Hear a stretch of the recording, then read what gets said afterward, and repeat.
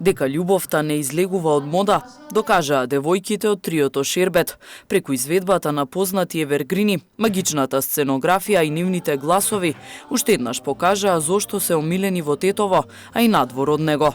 Синоќа го одржаа нивниот втор концерт во Центарот за култура, во кој немаше ниту едно празно место.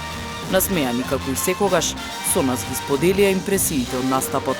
Правејќи споредба од лани и годинава, некако годинава се осеќавам многу по-опуштени и со многу поголема емоција, не дека лани немаше емоција, лани имаше многу емоција, прво затоа што пеемо за Тетово, а годинава пеемо за љубовта, за нешто што е многу пошироко и многу поголемо, а уедно го ставамо и Тетово.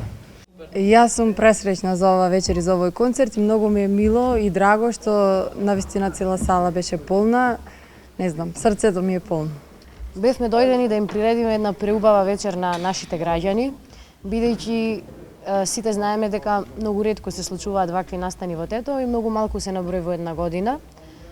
Традиционално, како и лани, непосредно пред денот на ослободувањето на Тетово, решивме една вечер на нашите граѓани да им посветиме на љубовта, и тоа не само на меѓуполовата љубов, туку на љубовта во било која смисла на зборот. Значи, љубовта човек спрема човек, љубовта спрема оно што не исполнува, секоја една љубов што постои.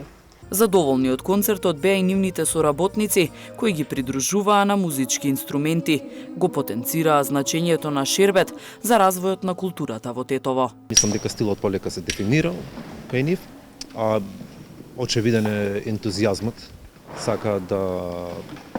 Сакаат музиката, да обожаваат да наступуваат, да пеат, што е супер одлика и нормално очекуваме да тој ентузијазам да продолжи натаму. Многу допринесуваат за музичката култура тука во нашиот град и надвор.